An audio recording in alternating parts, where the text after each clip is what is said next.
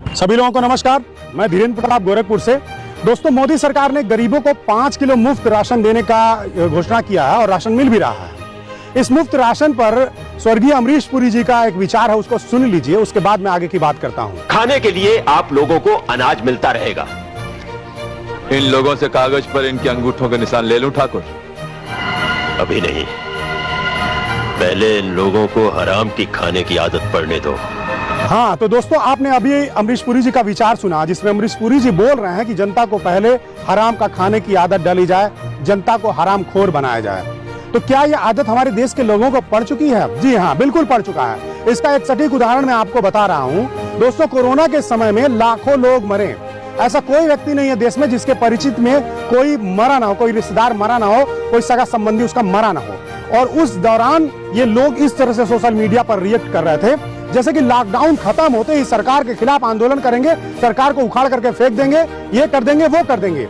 लेकिन इसी दौरान सरकार के द्वारा एक अफवाह फैलाई गई कि कोरोना के द्वारा मरने वाले लोगों को 10 लाख रुपया मुआवजा दिया जाएगा। कहीं कहीं भाजपाइयों ने इसे 40 लाख बता करके लोगों को गुमराह किया। और जैसे ही फैसले की घोषणा हुई, तमाम लोगों के अंदर से आंदोलन का जो भूत था वो खत्म हो गया। तमाम लोगों के अंदर जो सरकार का विरोध था वो खत्म हो गया। इससे साफ पता चलता है कि जनता पूरी तरह से हरामखोर हो चुकी है, जनता को मुफ्तखोरी की आदत पड़ चुकी है। और अब यह जनता कहीं पर केवल 5 किलो राशन में ही महंगाई, बेरोजगारी, अशिक्षा, भूखमरी, आतंकवाद, जातिवाद, सांप्रदायिकता सबको भूल चुकी है, दंगे फसाद को भूल चुकी है, हिंदू मुस्लिम का जो बंटवारा हो रहा है उसको भूल चुकी है। देश में यह भी कहा जा सकता है कि जो भूखा है वो जाकर के राशन लेगा, लेकिन जो भूखा है वो आंदोलन भी कर सकता है। लेकिन कहीं पर भी कोई आंदोलन यहाँ पर दिखाई नहीं दे रहा है। देश में जितनी भी योजनाएं आ रही हैं, उन योजनाओं में से देखिए केवल इस तरह की योजनाएं आ रही हैं कि जनता को भिखारी बना दिया, जनता को मुफ्तखोर बना दिया, जनता को पूरा सरकार के भरोसे छोड़ दिया जाए। जनता को कहीं से भी आत्मनिर्भर बनाने की कोई योजना नहीं चल रही है। देखिए, सरकार शौचालय बनवा रही है, सरकार घर दे रही है, सरकार के सांसद विधायक पहुंचते हैं तो ठंडी में जाकर के कंबल दे रहे हैं, गर्मी में आकर के वहां पर प्याऊ लगा दे रहे हैं, घड़ा लगा दे रहे हैं कि पानी पीजिए। तो इस तरह की ये जो योजनाएं हैं, ये जनता को पंगु बनाने वाली है। सरकार को चाहिए कि वो जनता को रोजगार दे। सरकार को चाहिए कि शिक्षा को पूरी तरह से मुफ्त कर दिया जाए, कि एक आम आदमी पढ़ सके, उच्च शिक्षा ले सके, तकनीकी शिक्षा ले सके। लेकिन शिक्षा का पूरी तरह से निजीकरण और व्यवसायीकरण कर दिया गया है, बाजारीकरण कर दिया गया है। सरकार को चाहिए चिकित्सा की सुविधाओं को पूरी तरह से मुफ्त कर दिया जाए, लेकिन सरकार क्या कर रही है? उसको नहीं मुफ्त कर रही। सरकार आपको मुफ्त में राशन दे रही है। सरकार से सीधे सीधे मुद्दे की बात करनी होगी, सरकार से सीधे सीधे रोजगार की बात करनी होगी। जो भी खास करके ग्रामीण के जो लोग हैं, वो लोग जब कोई मुफ्त की बात आती है तो टूट पड़ते हैं। उनसे मैं कहना चाहूंगा कि ये जो मुफ्त का राशन या मुफ्त का कोई भी चीज आपको दिया जा रहा है, ये बिल्कुल मुफ्त नहीं है। ये जो आपको दिया जाता है वो सरकारी खजाने से निकाल करके दिया जाता है। सरकारी खजाना जब खर्च होता है तो सरकारी खजाने को भरने के लिए महंगाई को बढ़ा दिया जाता है, टैक्स को बढ़ा दिया जाता है, और उसी टैक्स से फिर सरकारी धन खजाना बनता है, और उसी सरकारी खजाने में से कुछ उसमें से निकाल करके आपको दे दिया जाता है और आप उसमें खुश हो जाते हैं। आप सोचिए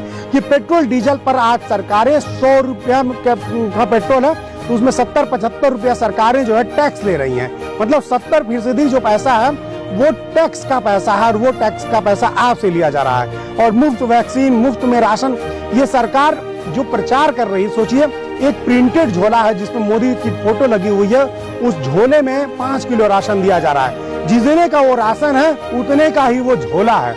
यानी कि सरकार जितना आपको राशन नहीं दे रही है, उससे ज्यादा वो पैसा प्रचार में खर्च कर रही है। ये सीधे सीधे तौर पर सरकार अपनी मार्केटिंग कर रही है, अपना वोट बैंक बढ़ाने की कोशिश कर रही है। ये दिखाने की कोशिश कर रही है कि हम आपको मुफ्त में दे रहे हैं, जो वो कहीं से भी मुफ्त नहीं है। वो भरपाई हम ही आपको करना पड़ेगा। और आज हम अगर राशन मुफ्त में मिलेंगे, कंबल मुफ्त मिलेंगे, शौचालय मुफ्त मिलेंगे, घर मुफ्त मिलेंगे, तो हमको उसका भरपाई भी करना पड़ेगा। हमको टैक्स के रूप में वो पैसा आप सरकार को लौटाना पड़ेगा, और वही महंगाई के रूप में हमारे ऊपर आकर के फिर से गिरेगा। लेकिन इसके साथ साथ जो सबसे बुरी बात है कि हमारे लोगों के बीच हरामखोर बनने की प्रवृत्ति आगे बढ़ती जाएगी, भीख मांगने वाली प्रवृत्ति आगे बढ़ती जाएगी। सरकार आपको भिखारी, भिखमंगा बनाना चाहती है, सरकार आपको आत्मनिर्भर नहीं बनाना चाहती है।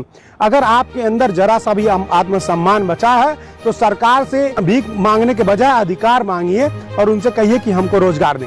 सोचिए कि अगर आपके पास रोजगार होगा तो क्या आप 5 किलो राशन के लिए लाइन लगाने जाएंगे?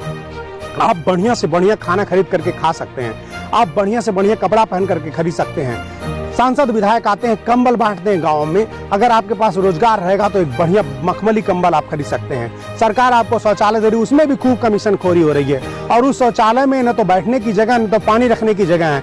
और वैसे शौचालय के नाम पर सरकार आपको मूर्ख बना रही है। अगर आप नौकरी मांगते सरकार से और आपके पास नौकरी हो जाएगी तो आप एक बहुत बढ़िया शौचालय बनवा सकते हैं, बहुत बढ़िया घर बनवा सकते हैं। तो प्लीज मेरे साथियों, मेरे दोस्तों, मेरे देश के लोगों, इस मुफ्तखोरी की सरकार को हटाइए। ये मुफ्तखोरी के नाम पर केवल महंगाई बढ़ाएगी, जो मुफ्त में बांटेगी उससे ज्यादा आपके ऊपर कर्ज लाद देगी और ये देश हमेशा भिखारी होता चला जा रहा है। आप देख रहे हैं एक एक करके हमारा जो रेलवे, हमारा एयरपोर्ट, हमारी जितनी सरकारी संस्थाएं सब बिकते चली जा रही है, सब अंबानी अडानी के हाथों में चली जा रही है। केवल इसी नाते हो रहा है कि क्योंकि सरकार सरकारी धन का बेतहाशा दुरुपयोग कर रही है और उसके पीछे केवल और केवल आपकी चुप्पी है, आपका लालच है, जनता का लालच है। जिस तरह से कोरोना में लाखों लोग मारे गए, लेकिन मुआवजे की लालच में लोगों ने कहीं कोई आंदोलन नहीं किया, सरकार का कहीं कोई विरोध नहीं किया।